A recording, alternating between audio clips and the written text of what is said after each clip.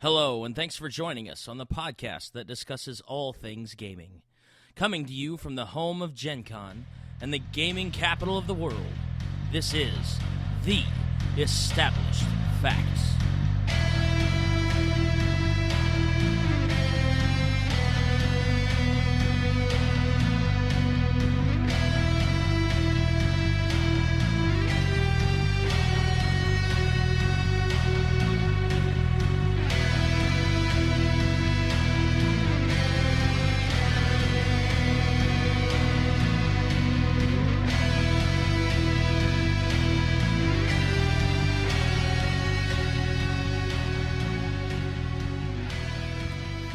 Hello, everybody, and welcome to The Established Facts. I am going to let the panel introduce themselves, starting here with my left.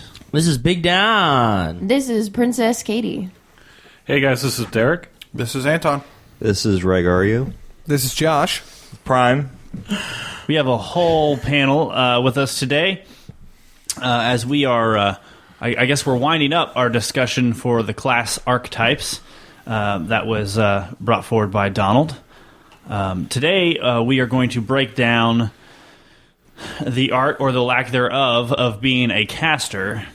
And I'm just gonna plow right into this because there's a lot to this. So, our versus topic today is what type of caster would you rather play? Would you rather be a support caster or a combat caster? Like I said, there's a lot to this, so we'll just press forward, and we'll start here with my left. Don't even lie to me. Combat caster. You're a liar. I want to see this combat caster that you claim that you play. I'm going to go with Combat Caster, too.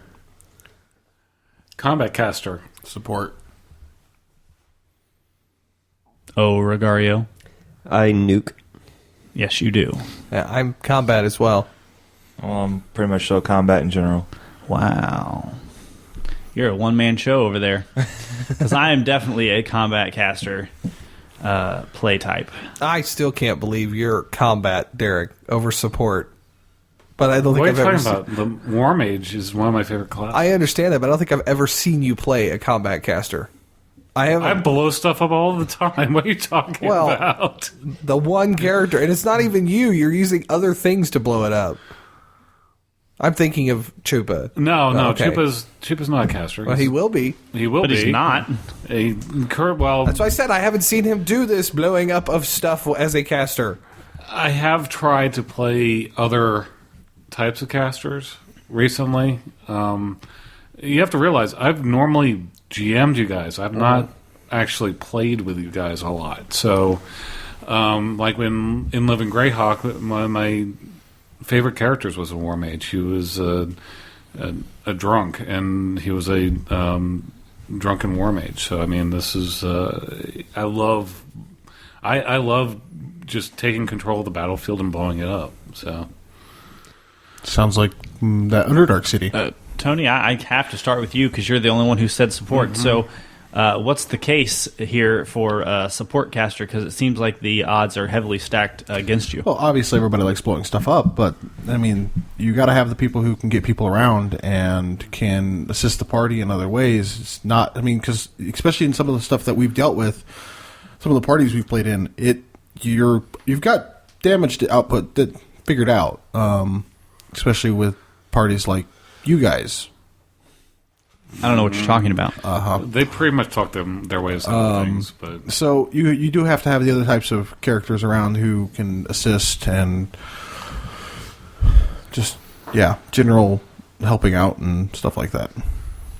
Well, and it seems like one of the ones that we haven't touched on a whole lot, and I know my wife's not here, our resident cleric, but the cleric, being the caster that they are also very heavily support. I mean, they are the battle healers, as it may be. So Clerics, a lot of Scions are probably 75% support-based characters too.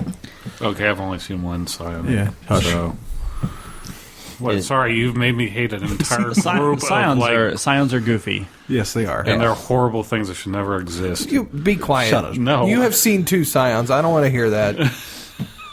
I didn't make your mind blow up as a game master. He did. I know, but still. Anyways, Right. So, I think generally when the term caster is just thrown onto the table, I think everyone's initial response is you think sorcerer, or you think wizard, or you think war mage. You think a guy in a robe standing on a hill, taking control of the battlefield and lighting stuff on fire with the proverbial nuke that you're dropping on the battlefield. And as we were just kind of discussing there are lots and lots of types of casters. You have scions, you have clerics, you have rogues who can just specialize in using magic devices. Technically, that is a caster.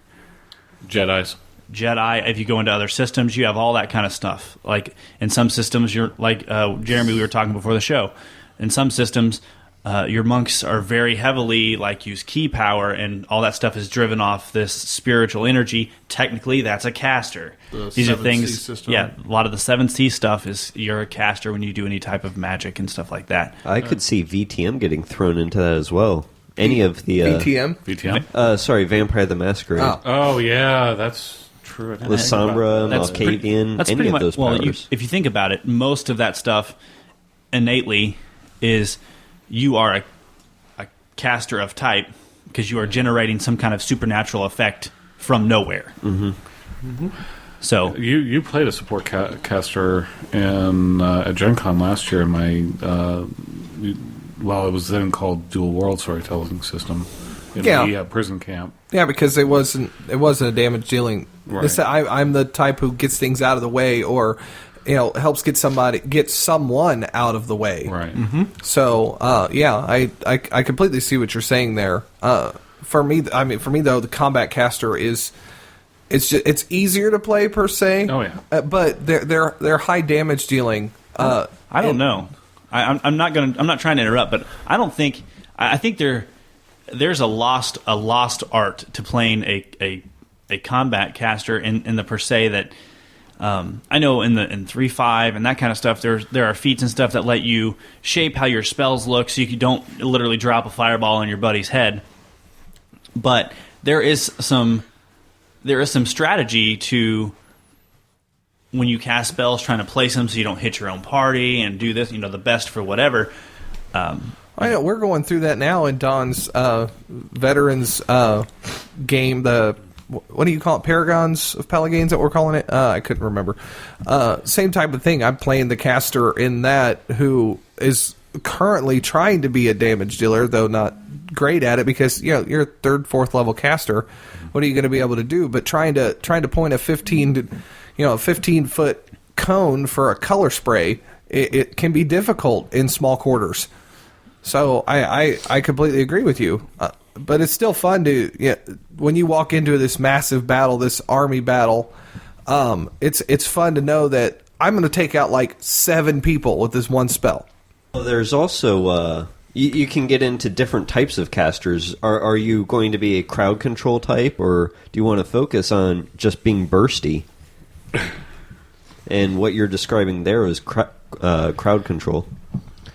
In the same respect, when you're talking about kind of focusing your spells, your spell list, there are different styles of caster when it comes to what kind of spells they focus on. Your necromancer is going to focus a lot more on raising dead, enfeebling the enemies that are around them, making them weaker. Your evocation, and I'm using Pathfinder and Dungeons and Dragons descriptors, but your evocation mage is going to use a lot of big area of effect spells, things like that. Blasty type stuff. Yeah. Well, I mean, it doesn't have to be like area of effect spells. I mean, you can do evocation like individually and like do orbs. I'm thinking back to the War Mage. I'm thinking like all the orbs of acid, orbs of fire, that are very effective individually, and which is very awesome when you have like frontliners in your way. And like there's a spell in Pathfinder which I like a lot, where it's like turns your blood to acid or something like that. That's an amazing. Yeah.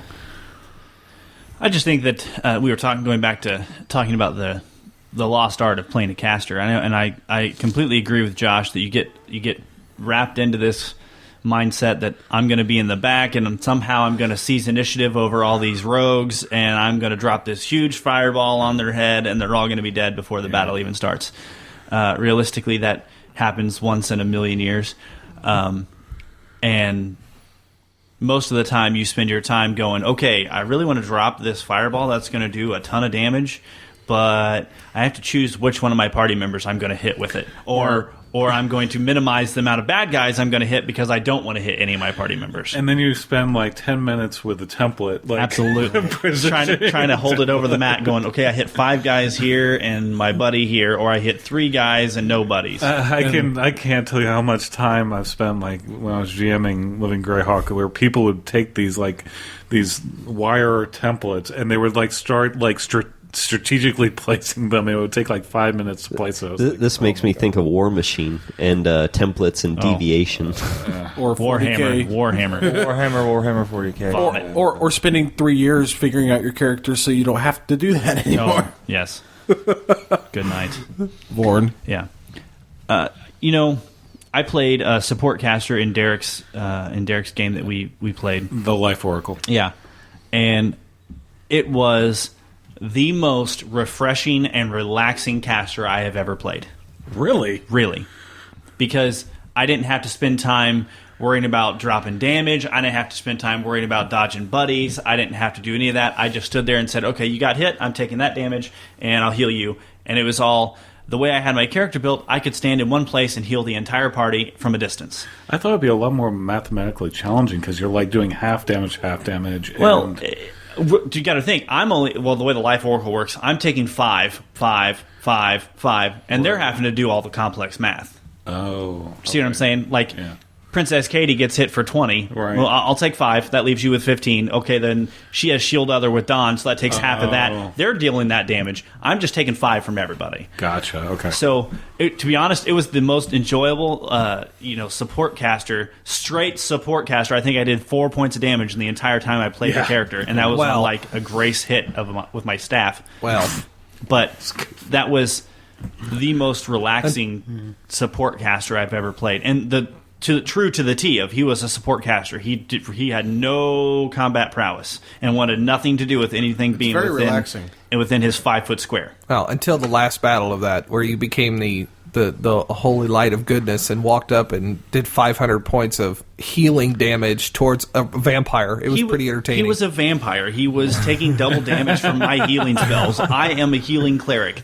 Oh no! Get off me! It makes complete sense. Yeah, you may have totally. done 4 points of damage up to 12th level, And then I think I surpassed lots of... Yeah, you did. You did a one shot on a very high level enemy. So, it's just a funny story. Mike had an epic alpha It was strike. great. I think another way to look at the differences in casters is if you are a combat caster, if you are a support caster, in what manner are you going to be most effective?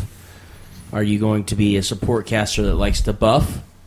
The cleric who walks up and gives the barbarian bull strength before he rages out and goes and kills an entire horde of goblin or kobold? Are you going to be the mass healer where you just kind of stay in the back and reserve your own hit points and your spells so that when the rest of your characters may be getting a lot lower, you just, a mass heal or I'll mass cure crit?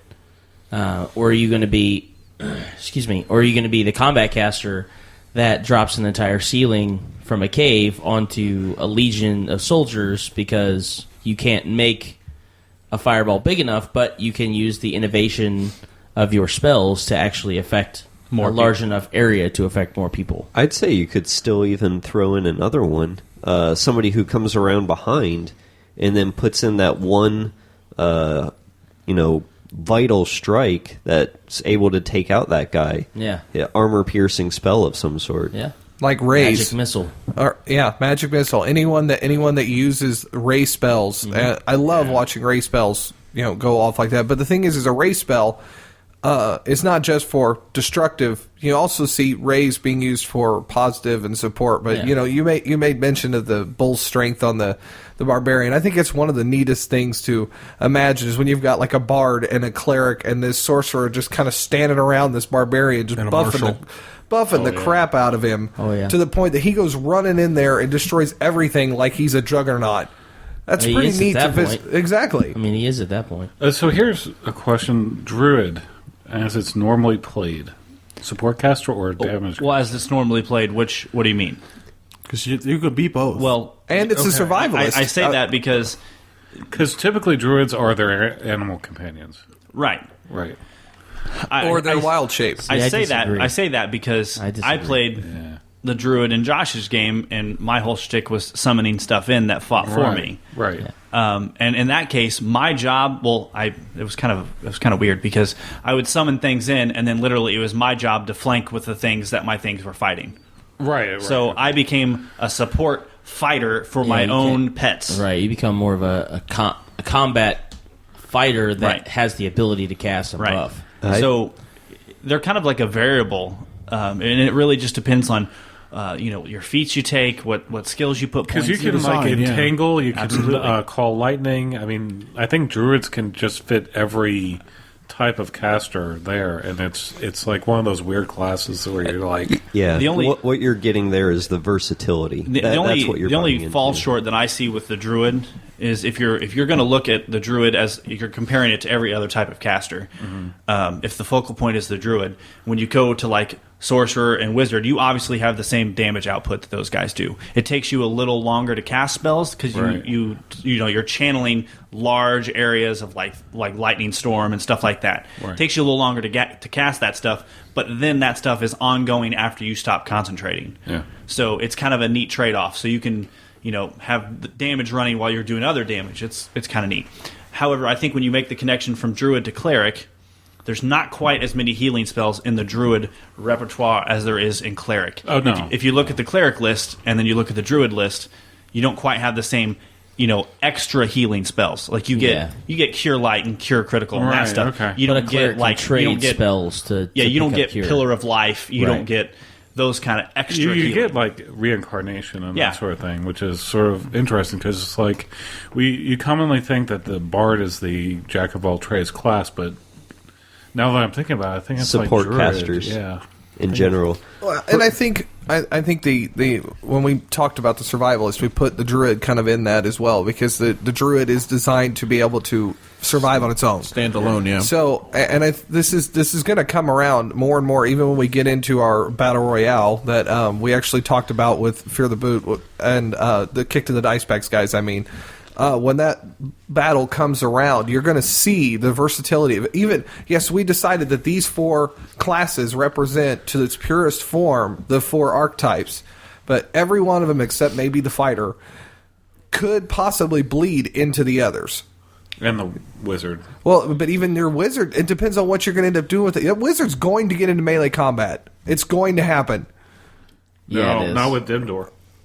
You can set it up At to be second that level, way. Well, you can make a wizard to be able to get in melee combat. I agree, but generally, when you say you want the purest form of a wizard, he's not going to be running around with bull strength on, No. grabbing a hold of the barbarian and breaking him over his knee.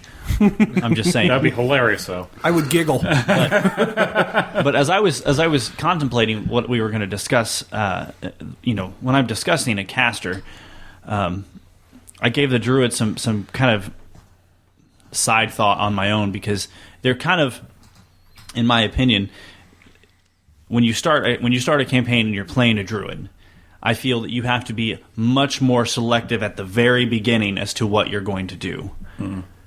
Because the druid, I feel, are versatile enough that if you don't focus on what you're doing, you become inadequate very quickly. Yeah. Oh, yeah.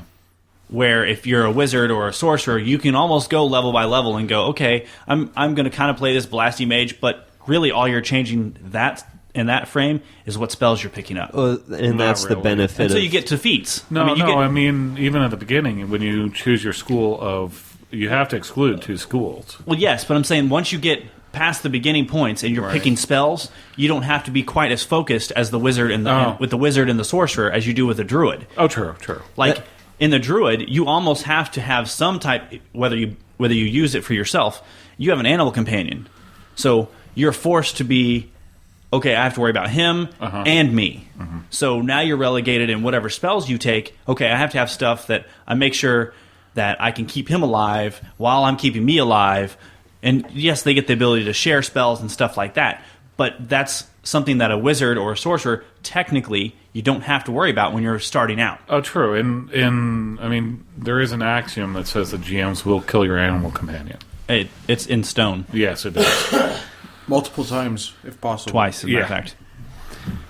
But, and so that it was just an interesting thought process in my head as I was going through this of breaking down the casters, because even if you go, okay, I'm a cleric and I'm a first level cleric and I'm running in the party of a bunch of first level whatevers, generally the cleric at first level, your job is, okay, cure light, because 2 hits and someone's dead. Generally, you can kind of work around that. But once you start getting some experience behind you, you can deviate a little from you're the sole healer of the party, because Josh is playing a rogue at 6th level. He can take a couple hits before you need to run over and heal him, unless Derek is playing the bad guys and then he wants to one-shot people. Right. Yeah. Always. Yes, sir. Especially So, if it's him. what about thinking about some like sport type, your other non-generally thought of support type casters like rangers and bards and marshals and stuff like that? I mean, because a lot of times they are technically casters, but they Absolutely. completely get blown over. Oh, wait a minute. Marshall does not have spells. They have effect. They have like Areas of Area effect. effects. yeah, but they're not spells. They're not. Yeah, they're it's supernatural similar abilities. to like a bard in their inspiring competence. Paladin and Aura. an aura. Yeah, aura. Yeah. When I think of like the ranger, the paladin, I say the druid, but I think I've just excluded the druid from my own conversation. I think by you what really do. I I do. mean, yeah. But when I have paladin and ranger and those types of non-9th level, 9th circle casting, I classify those, in my own opinion, those are selfish spellcasters. Like those, if I'm a ranger and I'm playing a ranger and I'm a survivalist, I'm living on my own, I'm not going to pick, generally, if you're in this mindset of a ranger and living on your own, your spells you're going to pick are, things that buff me, that keep me alive. You're not gonna pick a Before they get cure light match. Well, if you're Before making, they become a I party. would say like bards they're all Bards folk. and marshals. well, I can't- didn't get to bard. I said ranger and paladin, and these are the things that I think that Oh, well. bard is all about the buddies around me. Yeah. Okay. I thought you included bard when in you get that. to like Yeah, your agreed. paladins and that kind of stuff, those guys and most of your scions, minus your straight psionic caster class, Right. I believe all of those fall under the selfish spellcaster, in my opinion. Okay, can I deviate just quickly on this one? Sure. I need to talk to Tony about this. The Scion that you played. Nomad. What Nomad Scion? Okay. Now, which is for those that don't know, it's the movement, the teleporter, the traveling scion. portal maker kind of guy. okay. Just as a side topic, just because we're talking about casters, I think that one of the advice that I would give to people is if you're picking a character, don't pick a character that has a one Trick pony. trick pony. Yeah. Because, and I'll explain just a little bit on this, because like every time I bring up Sonic, I'm like, I hate Sonic. It's because as a GM, you want everybody to have a good time. But if you've got that one trick pony that if they fail on a will save, they die, versus if they make the will save, then that character is useless, it makes running a game nearly impossible. Because it's like you're excluding like an entire player from the game, because you're like, I don't know what to do, because I can like choose enemies that have high will saves, or I can choose enemies as basically mooks, even though they're like 20th level casters, or not casters, but like fighters or whatever. So it's not a true dig on Anton, but it happened. It happened, and it happened over multiple The biggest problem sessions. is that characters class type is a support caster.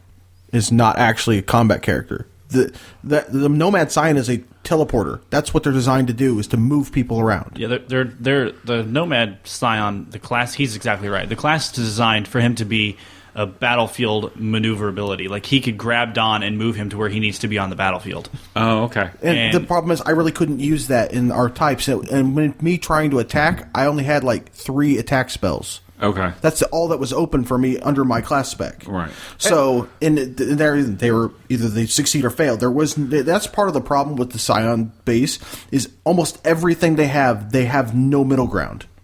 Right. It's either success or failure and nothing. And see, a lot of arcane spells have a middle ground where you can succeed and do half damage. Right. So, I mean, that's something that Psionics really doesn't have across the board. Almost nothing in there has a middle ground. I'm going to say didn't have, because I have not taken a chance to look at Dreamscards completely trying to play one of their classes. All of what we're talking about is strictly based on 3.5. Yeah, okay, that's what we've 3.5, yeah. But the neat on the other side of the coin, the neat side of Psionics is where Donald is playing a mage, and he decides that he's throwing a fireball down. Donald has a set DC save for that fireball of 15. You make the save, you take half damage. You don't make the save, you take full damage, right?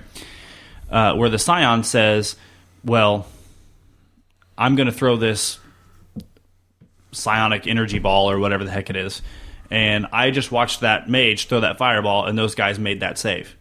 And based out of 3.5, he has power points, which he allow him to invest into his spells over and over and over again.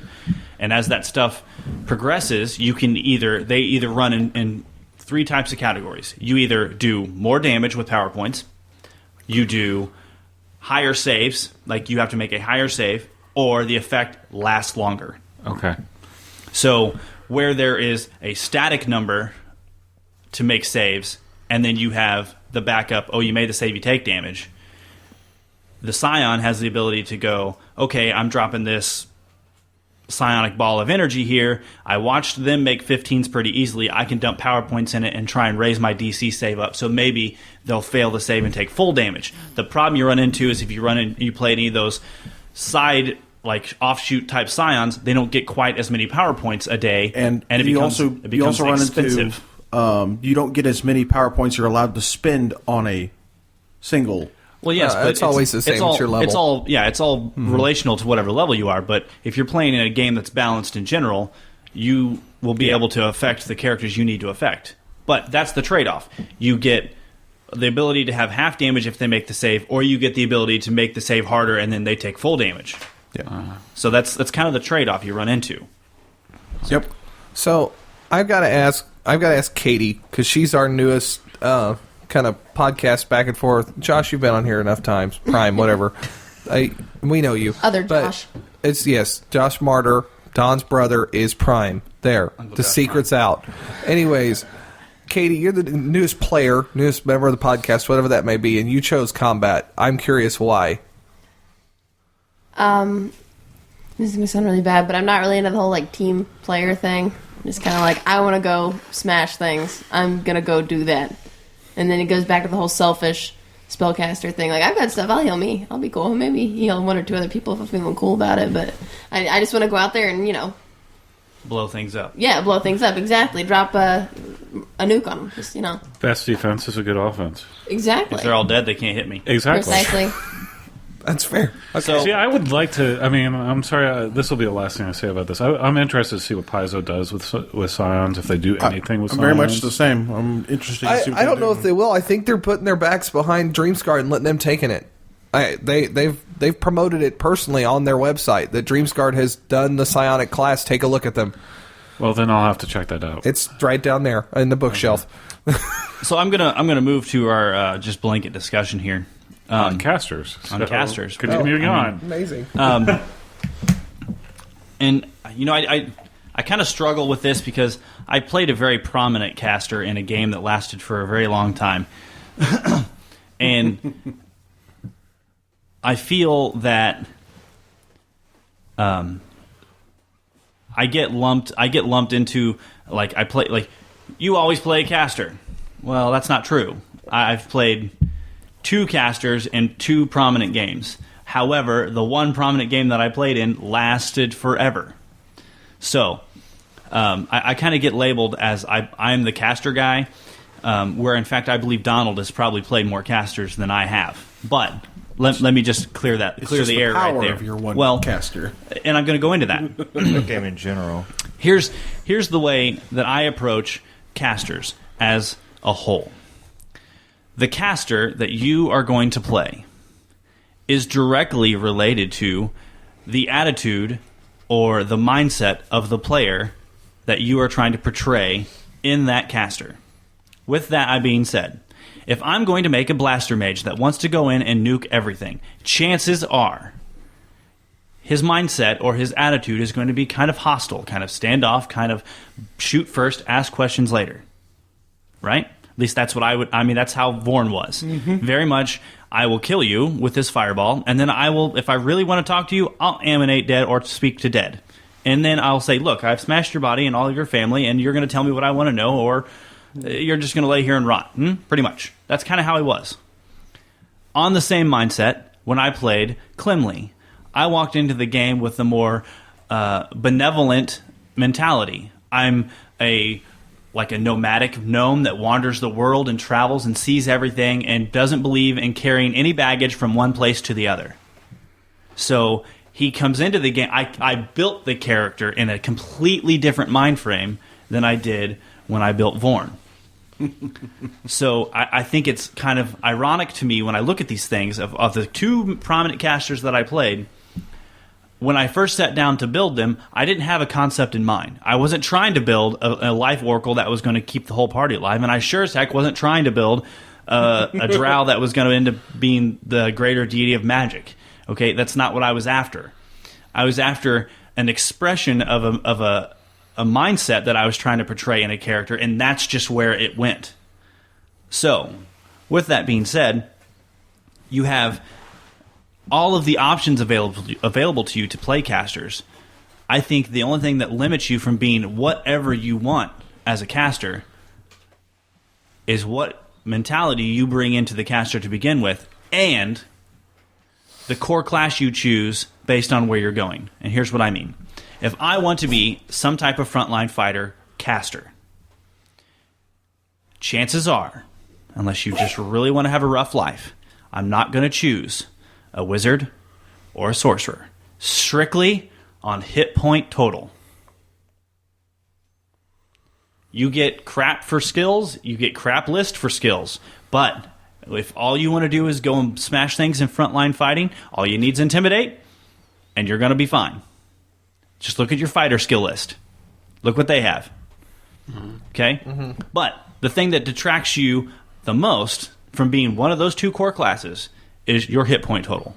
A D4 plus your con. Or D6 in the Pathfinder. Whatever it is. Yeah. 1 hit from most bad guys if your con is average, and you're going to be dead. So, what do? You start picking all these spells that make you hard to hit. Now you've developed this mentality for your character. I have to survive so I can do damage.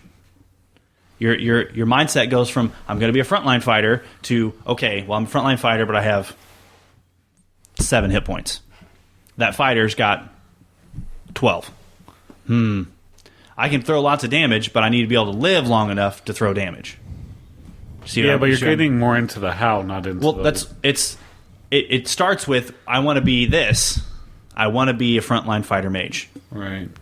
And so you have... You start with this concept of where you're going, and then based on what you want to do, you have the classes to choose from. You have, I want to be a blaster. Go be a wizard or a sorcerer. You don't need hit points, because if they get close enough to you, you're already failing. I mean, we'll get there. One sec. Okay. If you want to be a frontline fighter, go be a paladin. Go be a ranger. Go be a druid. These are things that are very capable of being in the front line and having enough options available to them. Armor, weaponry.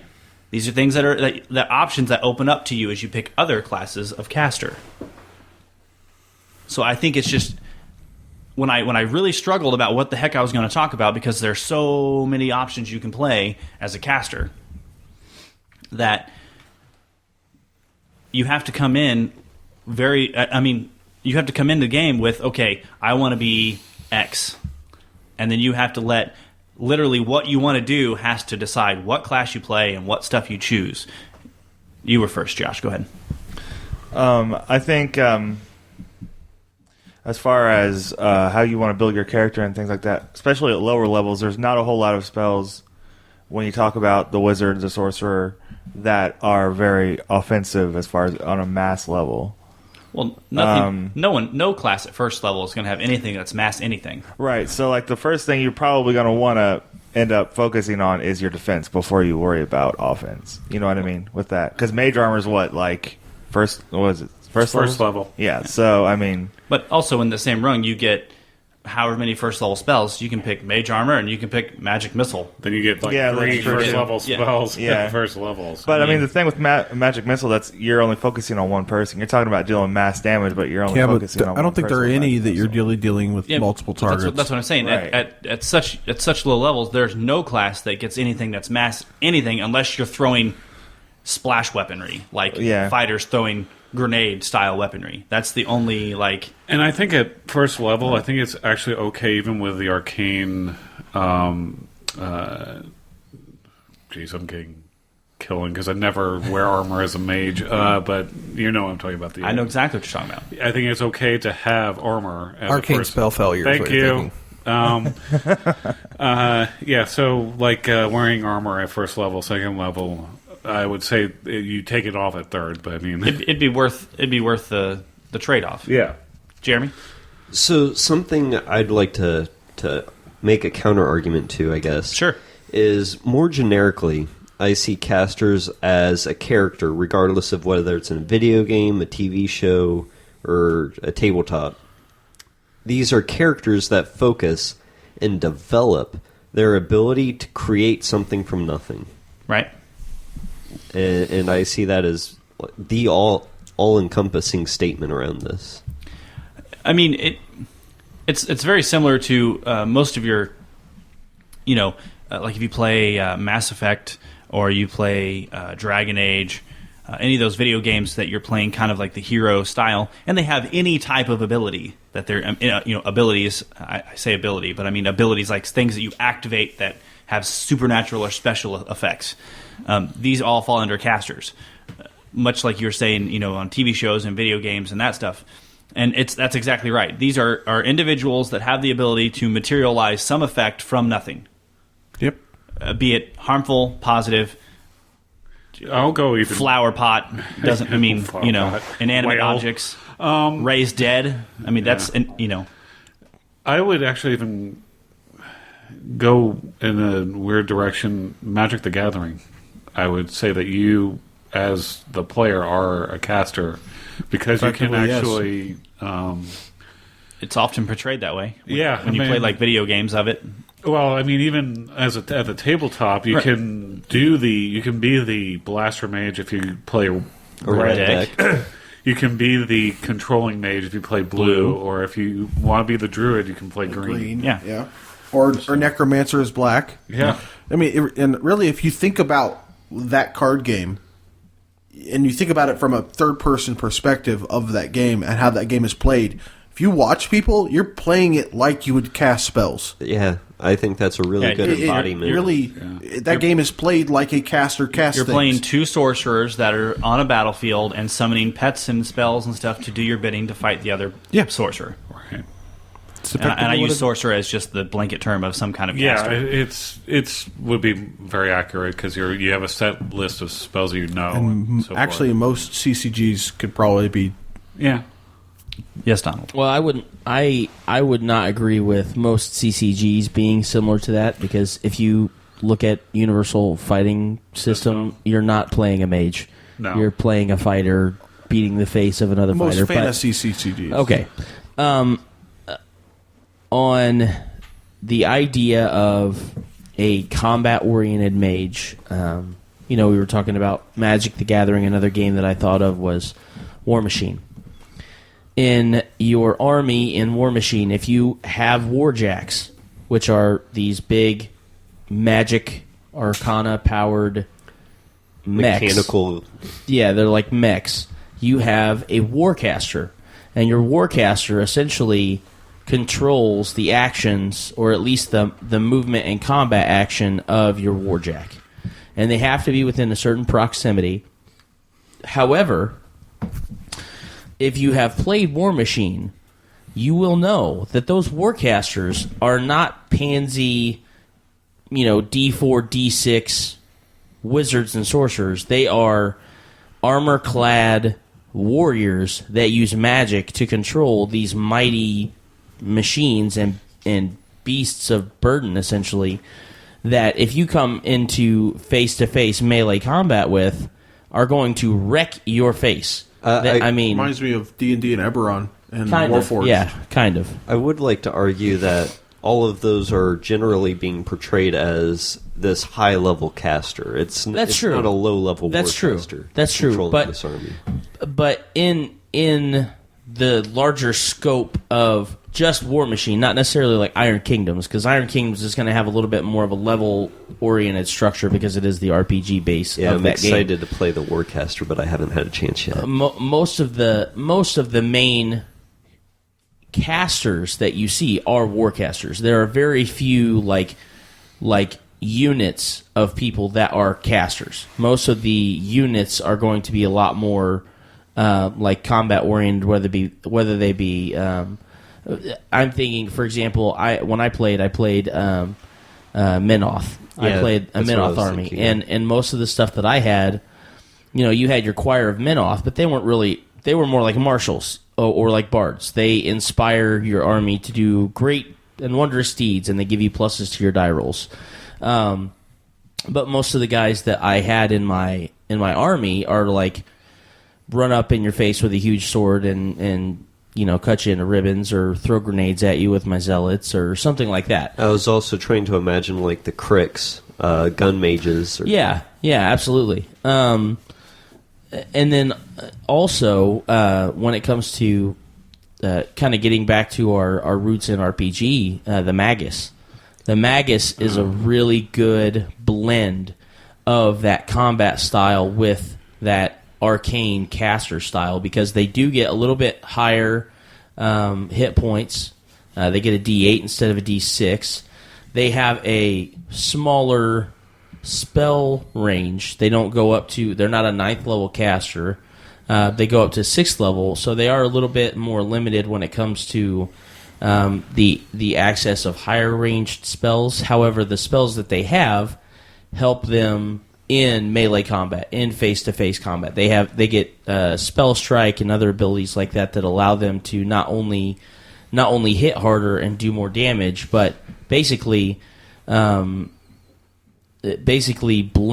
the art of melee combat and arcane combat maneuvers into one character. Hexblade, I just remembered it now. From 3.5. Yeah, from 3.5. Would Yep. do that too. Yep. Or 4th edition, I think it's Warlocks. And then Yeah. in your psionic side, you have like your mind blades and stuff like that. Psychic warriors. Yep. Josh? I was just thinking to kind of play devil's advocate when Derek was talking about having a one-trick pony. If you build a character like you were talking about your Life Oracle, where the only thing, not necessarily the only thing, but the main thing you're good at is healing and taking damage from other people, as a support character. If you get hit by somebody, you're going to be down and you're going to be hurting. So it's kind of one of those things where it's like, as long as you know the limits of your character when you're building it. No, okay. Go ahead. Then, I think personally, like having something like that is acceptable. But. Well, yes, for the Life Oracle, that is acceptable. But what I was referring more to is if you have a character that's primary focus is to deal damage. Then if you have a one-trick pony, you have to, as a GM, you have to work around them. So it's like you're creating two encounters, but they're the same encounter. So you're creating an encounter where they can actually do something, and then you're creating another encounter where they're actually not, where they can't do anything, but the rest of the party can actually participate. Because one of the issues that we found was Anton's character would start like zapping enemies like round after round after round, and the rest of the party can like go back and take like a smoke break and like not do anything. So it would be the same, Josh, as if like you were playing a very focused wizard or sorcerer and tried to do all fire spells, and then fought something that had an immunity or a damage reduction to fire. A red dragon. Well, I know, and at least in 3.5, there are certain prestige classes that you can take where you focus on a certain element in order to do more damage. So, right, so you take this, you're doing more damage against the 90% of the masses, but when you fight that 10%, what you, as the player, have to realize that as you start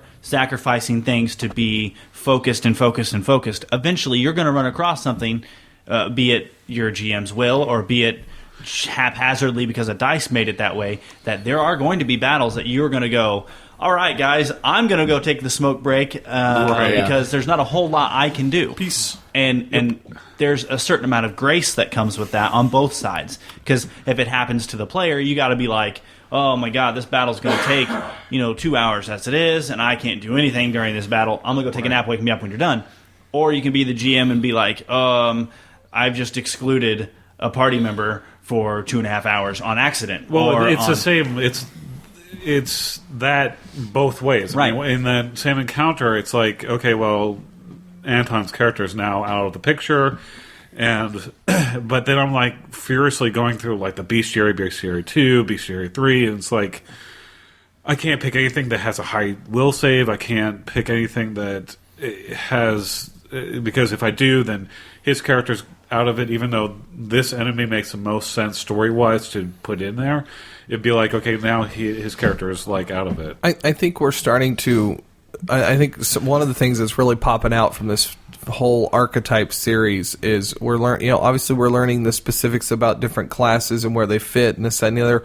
But I think we're going to really start working our way around towards the need for a discussion for us, or maybe the revisit. I don't honestly off the top of my head remember if we talked about this, but story versus what we're doing as a character. Because if we get into a battle that is full of these creatures that you as a game master know we're going to obliterate, or you as a game master know you guys don't stand a chance against, if it ultimately is part of the storyline, which is more important, I think it's going to be a decision that's going to come out later. And I think that we need to have that as an episode. I agree. Yep. Yeah. Very much so. There is one big issue. If you run into a situation where you as a party would get obliterated, but this one character would be able to completely wipe out the entire army, for instance, Mike, your character in Star Wars. I mean, if you are not there for one of those combat sessions, then that just completely throws the event out. Yeah, I agree. Or does it? Again, that's a discussion that's going to have to come later. Well, that's all on the onus of the GM, and which makes being a GM so painful sometimes. Is that do I have think all the on people? Your feet. And exactly. You have to think on your feet. Okay, now I have to substitute this group of people for another, and it's 80s. Just like It's part of what makes it so difficult, and why I think everybody should GM at least once so they can understand precisely what goes into doing this. So one more question that I have on our list of things to cover is, what about training or development for the casters? I have played with some GMs that do very, very, very extensive in order to gain access to certain spells. You got to go find books, and you got to go do research, and you got to go do this, that, and the other, and do, you got to find this hidden library that only existed in one place, and find this secret book that only one person ever had. And that's cool. I mean, you get to set out on a quest, an individual quest of growing in knowledge for your character. Vorn, the character that I played for 6 some years, he had a quest like that really early on in his development that really, at that pivotal point, really just kind of set his mindset for the rest of the game. With that being said, I've also played in games where they just assume that you are a studious sorcerer, cleric, caster of types, and you take care of your own training. I lump training and research and that kind of stuff with the same way that I deal with if you are a rogue and you buy a crossbow.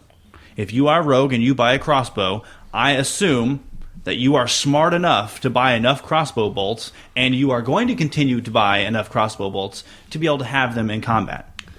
2 reasons why.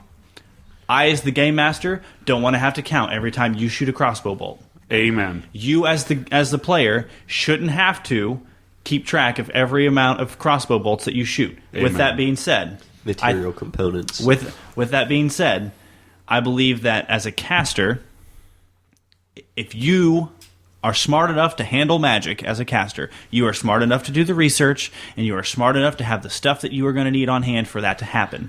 Which I know in 3.5 they made the issue materials feat to try and eliminate that. And you actually get that as a first level special ability for a sorcerer. Right. And I think that has gone long way of being able to streamline the effective playing a caster, so I spend less time worrying about digging through my spell component pouch, finding the feather I need so I can cast Featherfall while I'm falling 500 feet. You know, Yeah, and my heart is racing, and my heart is pounding, exactly. and I peed my There is a pants. reason why there are 80s montages of the training, so that you don't have to watch them. I am spending 8 hours in the gym today. We're going to need a montage. At the same time, though, like I know with the game you're talking about with Vorn, we all started off at epic level anyways. So, like, when it comes to building epic level spells and things like that, which you can do in 3.5, Right. I think as long as it really just depends on, as long as the GM or DM is willing to have the time in order to do certain role plays out for the more powerful spells and things like that, then, you know, I think that definitely benefits as far as character development is concerned, especially when you start off at a higher level where you've already gone through, you know, umpteen million levels already as it is. So it's kind of like if you jump in the middle of it, you know, you really didn't have that time from first level to 20th level to develop your character at all, you know. Right. And a lot of that's handled. I mean, I know a lot of that in that game. A lot of that was handled with flashback scenes and stuff like that, where you're going back and literally getting an opportunity to develop that holes in your personality that you miss while you're leveling up or bonding with a party or whatever. But on the topic of an epic level caster, because I know you can do that in 3.5, and I know there's some hush discussions of it possibly happening in Pathfinder. But with that being said, I think that goes with every fighter, cleric, support class, everything. If you have a game master that is willing to invest in any type of character, then you can develop, train, you can be pretty much whatever you want. If your game master is willing to invest, hey, Josh, Derek wants to meet with you before the game for 25 minutes and go over this small backstory about your character. When you come into the game, you'll have something that will hook you to someone else or you to whatever. And that's literally just a game mechanic that is developed by your game master. And it gets harder as the characters get stronger, because if you jump in, you got lots to fill. You can't just fill 2 levels worth of, you fought some goblins and now you crossed a bridge and bingo, now you're there. You are 20th level, and in 3.5, you should be ruling countries. Yeah. And at Pathfinder, if you're 12th level, you should be retiring. Mm-hmm. So, I mean, you're at that stage where you're like, okay, he's so powerful that you have to fill in this huge epic story as to what he did to get there. Jeremy? Something that I'd like to add to this is when you get up to those levels and you're going around exploring for spells, well, if you're going through this process of research and developing your own spell, you could be doing the quest to cure cancer, coming up with the cure cancer spell, and that could take your entire life. Oh, absolutely. But within the realms of the game and making things fun, I mean, you can only provide so much time to be devoted to something like that. And kind of building off what you were talking about, Jeremy, the cool thing in a game would be not only to pursue a specific like possible end result quest or something epic that you throughout your life are constantly trying to find, but in reality, a lot of the greatest discoveries that we have had in general have been happy accidents in pursuit of something totally different. Super glue, things like that. Totally accidental inventions that became a mainstay in most of our lives. And so I think that would be a really cool opportunity for someone playing an Arcane caster and the GM to kind of communicate back and forth to say, hey, this is a goal that I'd like to meet. And I think it would be really cool for me to splash in a little bit of extra spice, and even if it takes up some of your special abilities, because I know that there are certain classes where you can swap spells in and out. If you get to a point where you're like, okay, well, I was pursuing this, but I didn't get to this yet. However, in pursuit of that, I did happen to develop this spell that's a little bit lower than that, and this is the effect that it has. I think something like that would be really cool, and actually... It reminds me of a conversation that I had with my brother Prime the other day. It's a little bit off topic, but just to kind of give you a quick overview, he's playing in a game where he has purchased a slave, and he is looking to, whether it is liberate or just train that slave to become a part of his escort and be an assassin. And he's playing a drow character, an Underdark elf, and so anyone who might be familiar with that, the slave that he purchased is a human. Well, in the Underdark, it's pitch black. So as a human, you cannot see. You physically cannot see. And so I advised him that if he has the opportunity to really role-play it out, something that might be neat, and this is where it kind of correlates back to what we were just talking about, is actually sitting down and saying, okay, look, with the GM, with my free time, this is what I'm doing. I'm going to sit down with the person that I'm looking to train, because anyone who knows anything about psychology, in order for you to teach someone, they have to be willing to learn. Well, a slave that can't see, who has already been put through the ringer when it comes to torture, the last thing they want to do is trust somebody they can't see. However, if you and now this may be a little bit more adult content, but not necessarily in a foul way. But if you are to starve that person for a few days, and then all of a sudden you physically bring them food, and you explain to them that you are providing for them, now all of a sudden they have to trust that you are going to continue to bring them food. And through those actions, through those very small actions, that foundation of trust is built, and then you just continue to build that relationship. And I think that you can use the same techniques in doing something like that with your mage and trying to develop spells. Like, through this progress, I want to create a couple little things here and there that I'm going to look at, even if the end result is never that this happens. I want to have these benchmarks in my life where I can say, this is a spell that I developed and is now in the world of whatever realm I'm playing in. This is a really cool event that happened to me where I was able to affect a larger demographic than myself and possibly my party. So, very neat. I agree. And you mentioned like maybe your lifelong quest is to cure cancer. That's what you're after.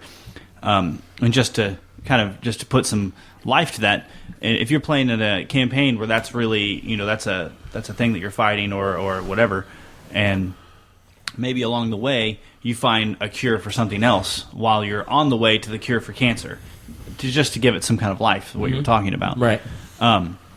But as we kind of wind down the discussion for caster, let me just reiterate a couple things. There are many options available to you in any system in which you play in that you can be a caster. the cool thing about a caster is there's just as many options for you to do with those classes available to you based on where you want to take them. So, in retrospect, looking back, I find a real hard time nailing down what exactly a caster is. Other than the fact that the caster, much like what Jeremy said, has the ability to materialize something from nothing. So, in the last show, they established that the first step to recovery is admitting that you have a problem. So before you step on that, And Josh is going to interrupt. I am going to interrupt you because Nothing has changed since you've well, left. during the last show, this actually, I'm trying to give you more time to talk. Jeez. I don't need more time to talk. And you just didn't record anything you just said. Yes, I did actually. But whatever. The last show, we all talked about the things in the gaming world we're all excited about coming up here in the near future, whether it be role-playing games, video games, or whatever. So I'm going to put you on the spot. I'm not excited for anything. If you're not, that's fine. Okay, Mr. Emo. Is there anything in the gaming world you I know care what to he's hear excited about? for. A new established fact. I'm pretty excited to hear about that. Way to too. be a brown noser, Oh, Donald. Hey, well, you know. Actually, I guess if I'm going to be put on the spot of what I'm excited for in the gaming world, I'm excited for Derek is going to run a epic level game in his world, and I am super excited to play in this game because I have some pretty extensive history that I'm developing for his world, and I'm literally playing a character of a race that has been literally born in my own mind. So I'm playing this character from this race that is literally the son of the leader of this race, and there's huge holes in this development that I think are going to be flushed out as we play through this campaign of saving the world, however many times we save the world, or destroying the world, or whatever. No, you're not saving the world. You're not destroying the world. You're actually building the world. All the same, Everything the light touches. yeah, belongs to me. Anyway, Yeah, exactly. Okay, Mufasa. so essentially, I think I'm super excited about that because Wow. I love blowing things up and I love combat and I love all that stuff, but there is just so much like meat and like potatoes to this history that I'm developing that I would like to see literally have life. Like you're going to watch it grow as the game goes on, because I'm going to be asked questions. Hey, what's your town like? Or tell me about your mom, or tell me about whatever. And these are questions that are going to spur me to be able to come up with answers on the spot, because these are things that as I'm developing the stuff that I don't necessarily need to focus on as I'm laying the foundation of this country, but these are things that my character would know. And as I'm being asked these questions, tell me about your mom. Tell me about your relationship between the country that you live in and the country next door. Well, my character probably would know that, but it probably wouldn't be something as if you asked my father, who is the king of that country. You have what a I mean? delicious stew and a slow cooker. Exactly. He would say something like, we get all of our horses from there because they're super fast, and my dad likes black horses. Right. Well, my dad would say something along the lines of, we have positive diplomatic relations with them, and we do lots of trade. You know True. what I mean? I mean, like you get...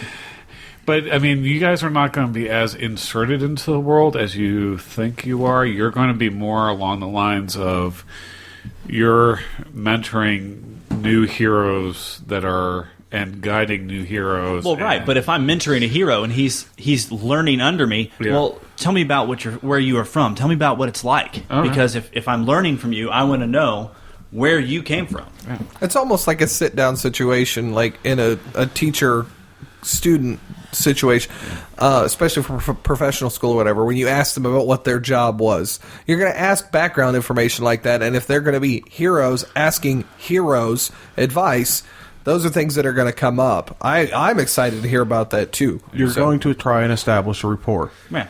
It's the same if you're playing like in 3.5, if you're trying to convert someone from one religion to another. It takes time, it takes effort, it takes investment, and it takes conversations. You can't just roll dice and make it happen. Right. So, anyway, that's what I'm excited for. Fantastic. In the gaming world. Last time you established that the first step to recovery is admitting you have a problem. Mr. Dimmery.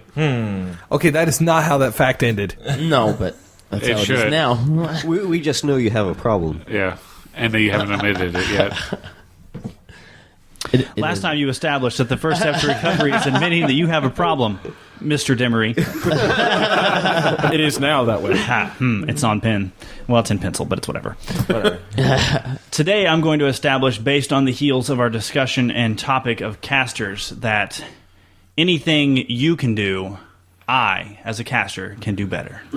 There we go. All right, then. Awesome. Thank you, and hope you enjoyed the show. Take care, everyone. Bye now. Bye-bye. www.theestablishedfacts.com and our Facebook page, facebook.com/theestablishedfacts. If you would like to support us by buying some merchandise, visit cafepress.com/castingrobot.